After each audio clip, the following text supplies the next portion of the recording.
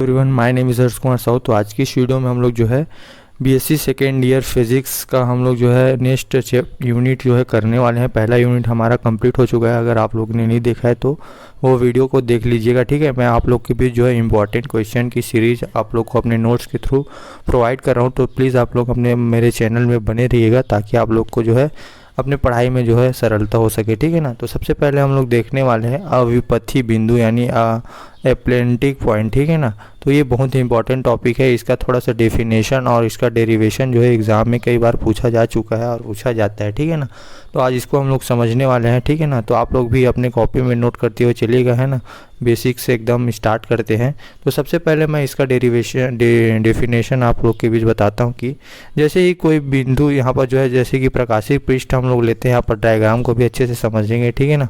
तो यहाँ पर प्रकाशिक पृष्ठों में उनके अक्ष पर स्थित एक निश्चित बिंदु से चलने वाली प्रकाश किरणें जो है परावर्तन या अपवर्तन के पश्चात एक ही बिंदु से आती हुई प्रतीत होती है, ठीक है ना। कहने का मतलब है कि जैसे कि यहाँ पर से जो है प्रकाश किरणें चलती है तो वो जो है यहाँ पर सघन माध्यम है, सघन से वो जब विरल में जाती है तो जो है वो अपने मार्ग से विचलित हो जाती है, अपवर्तित हो जाती है, ठीक है ना। तो जब हम उनके जो पॉइंट है यानी प्रकाश किरणों को उनके पीछे मिलाते हैं तो वो एक बिंदु पर मिलते हुए प्रतीत होती है। जैसे कि यहाँ पर से एक बिंदु में मिलते हुए प्रतीत हो रही है, तो इसी को हम लोग जो है अविपथी बिंदु बोलते हैं, ठीक है ना। जिस पथ पर वो मिलती है, जिस बिंदु पर मिलती है, उसको अविपथी अप्लेंटिक पॉइंट बोलते हैं, ठीक है ना। इस अर्थात तल द्वारा अक्षीय बिंदु वस्तु का अक्षीय बिंदु प्रतिबिंब बनता है, ठीक है। अक्षीय बिंदु वस्तु का अक्षीय बिंदु प्रतिबिंब बनता है, ठीक है ना। इन संयुग्मी को जो है हम लोग अविपथी बिंदु कहते हैं, ठीक है। इसका सिंपल सा डेफिनेशन आई होप करता हूँ कि आप लोग को समझ में आया होगा, ठीक है ना। तो इसको हम लोग को जो है गोलीय पृष्ठ के लिए अविपथी बिंदु की स्थिति को ज्ञात करने के लिए डेरिवेशन हम लोग को पूछा जाता है, ठीक है ना। तो सबसे पहले काम हम लोगों को ये करना है कि हम लोग को जो है ये सिंपल सा डायग्राम अपने कॉपी में आंसर शीट में लिखना ही है, ठीक है ना। ये डायग्राम में हम लोग ने जो है एक गोलीय पृष्ठ लिया है, ठीक है। गोलीय पृष्ठ यहाँ पास से ओ से हम लोग जो है प्रकाश किरणों को यहाँ से जा रही है, ठीक है। प्रकाश किरणें यहाँ पास से जा रही है तो ये सघन माध्यम में से जब वो सघन से विरल में आ जाती है तो वो अपने अभिलंब से वो दूर हट जाती है, ठीक है ना। फिर उसके बाद हम लोग ने जो है जो भी अपवर्तित बिंदु था, अपवर्तित किरण था, उसको हम लोग ने पीछे मिलाया तो हम लोग को फाई यानी फाई कोण पर जो है आई बिंदु पर जो है हम लोग को एक प्रतिबिंब मिलता है, ठीक है ना। सेम उसी प्रकार हम लोग ने ए वाली रेस को हम लोग ने पीछे गिराया, ठीक है ना। ये एन जो है नॉर्मल है, यहाँ पर से हम लोग कोण को जो है कोण बोलते हैं, ठीक है ना। तो यहाँ पर जो थीटा कोण बनाते हुए ये जो किरण है वो जाती है, ठीक है ना। तो आप लोग सिंपली समझ सकते हैं ये अपवर्तन कोण है और ये जो है आपतन कोण है, ठीक है ना। हम लोग ने ओ और सी के बीच की दूरी को हम लोग ने r/μ माना है, ठीक है ना। तो सिंपल से डेफिनेशन है, ठीक है। यहाँ पर हम लोग ने एक म्यू माध्यम का एक सर्कल सपोज किया, ठीक है ना। इसके बाहर का जो है क्या हो जाएगा, म्यू आर हो जाएगा, ठीक है ना। इसका जो मतलब वक्रता त्रिज्या क्या हो जाएगा, म्यू आर हो जाएगा, ठीक है ना। तो सिंपल सा आप लोग को थ्योरी थोड़ा सा लिखना है एग्जाम में, तो क्या हो जाएगा, म्यू अपवर्तनांक तथा आर वक्रता त्रिज्या का एक गोला मानते हैं, ठीक है। फिर उसके बाद करना है कि माना है गोले की वक्रता केंद्र सी से r/μ दूरी पर एक बिंदु वस्तु ओ रखिए, ठीक है। आर इतना दूरी पर जो है ओ पर जो एक बिंदु वस्तु रखिए, ठीक है। ओ से ए पर आपतित ओ ए मतलब ओ से ए पर आपतित होती है, ठीक है ना। जो कि अभिलंब से परावर्तित होकर दूर हट जाती है, ठीक है। अभिलंब से दूर हट रही है ना, तो यहाँ पर से आप लोग इजीली समझ सकते हैं, ठीक है ना। अब ए बी की दिशा में जो है आपतित होती है, ए बी की दिशा में जो है आगे बढ़ के आपतित होती है, ठीक है। इन किरणों को जब हम पीछे मिलाते हैं तो आई बिंदु पर हम लोग को प्राप्त होती है, ठीक है।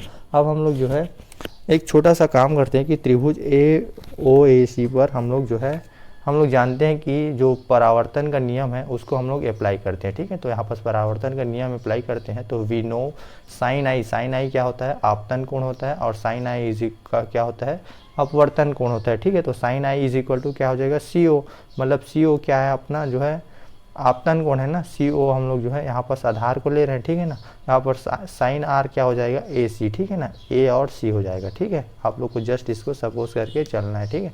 क्योंकि यहाँ पर थीटा जो आई कोण बन रहा है यहाँ पर इसको ये कोण को देखना है, ठीक है ना।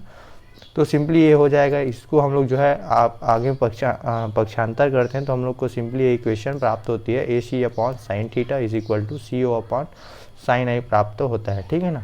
सिंपली हम लोग जैसे इसको इसके मान को रखते हैं तो ए सी इज इक्वल टू क्या हो जाएगा, यहाँ पर ए सी के मान को रखते हैं तो ए सी का मान क्या हो जाएगा, आर हो जाएगा, ठीक है ना। सिंपली जो है साइन थीटा का साइन थीटा और सी ओ का मान कितना हो जाएगा, आर अपॉन म्यू हो जाएगा, ठीक है ना। तो आप लोग इसको इजीली समझ सकते हैं। आपस हम लोग ने इसकी डिस्टेंस को कितना माना है, आर माना है, ठीक है ना। ये जो है इसकी डिस्टेंस कितना हो जाएगा, आर हो जाएगा, ठीक है ना। तो सिंपली हम लोग इसको जैसे कि आपस आर और आर कैंसिल हो जाता है, ठीक है ना। उसके बाद जो हमको क्या वैल्यू प्राप्त होती है, sine theta is equal to mu sine i, हम लोग को इक्वेशन नंबर 1 दे देते हैं, ठीक है। ये प्राप्त होता है इसको। तो उसके बाद हम लोग को चूंकि पॉइंट ए पर जो है सघन से विरल जा रहा है, ठीक है। यहाँ पर जो है सघन माध्यम है, सघन से वो विरल में जा रहा है, ठीक है ना, हवा में जा रहा है ना भाई। तो क्या हो जाएगा, जब वो सघन से विरल में जाता है तो हम लोग क्या सपोज कर लेते हैं कि वो जो है म्यू माध्यम में जा रहा है, ठीक है ना, 1 अपॉन म्यू माध्यम में जा रहा है। कौन से जा रहा है, sine i upon sine r is equal to क्या हो जाएगा, 1 अपॉन म्यू हो जाएगा, ठीक है। सिंपली इसको हम लोग जो है पक्षांतर करते हैं, इससे हम लोग को क्या वैल्यू प्राप्त हो जाती है, mu sine i is equal to sine r, ठीक है। तिर्यक गुणा करते हैं यहाँ पास से। तो उसके बाद हम लोग जैसे इसको सॉल्व करते हैं तो यहाँ पर से जो है साइन आई और साइन आर में जो है कट जाता है इस, ठीक है ना। यहाँ पास हम लोग ने यहाँ पर साइन थीटा माना है, ठीक है ना। यहाँ पर साइन थीटा हो जाएगा, तो साइन थीटा को हम लोग यहाँ पर सपोज कर सकते हैं, ठीक है ना। तो यहाँ पर देख सकते हैं कि हम लोग जो है म्यू साइन आई और म्यू साइन आई दिया, ठीक है ना यहाँ पर। तो हम दोनों इसको और इसको जो है इक्वल करके लिख देते हैं, ठीक है। इक्वेशन 1 और 2 से है ना, इक्वेशन 1 और 2 से क्या हो जाएगा, sine theta is equal to sine r हो जाएगा, ठीक है। तो साइन और साइन कैंसिल हो जाएगा, तो हम लोग को क्या मिलेगा, theta is equal to r मिलेगा। इसको हम लोग इक्वेशन नंबर 3 देखते हैं, 3 बोल देते हैं, ठीक है ना। अब इसके आगे हम लोग देखते हैं।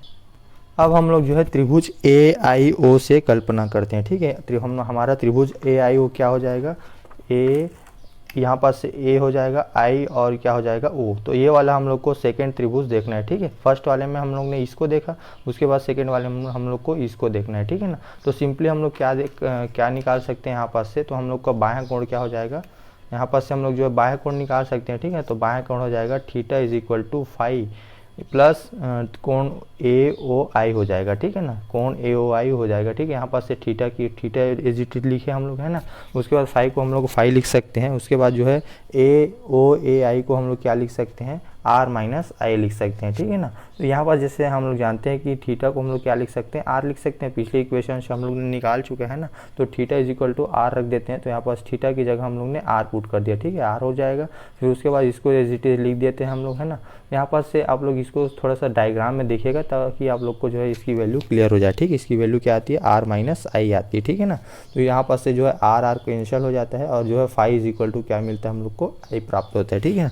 इसको हम लोग जो है इक्वेशन नंबर 4 सपोज कर लेते हैं, ठीक है। अब उसके बाद हम लोग जो है त्रिभुज ओ सी ए और त्रिभुज आई सी ए से हम लोग जो है इसको समरूप सिद्ध करना है, ठीक है ना। तो समरूप सिद्ध करने के लिए हम लोग क्या करते हैं कि दो चीज़ों को इक्वल करते हैं, फिर हम लोग का जो है त्रिभुज समरूप हो जाता है, यानी कि हम आगे की वैल्यू उससे निकाल सकते हैं, ठीक है ना।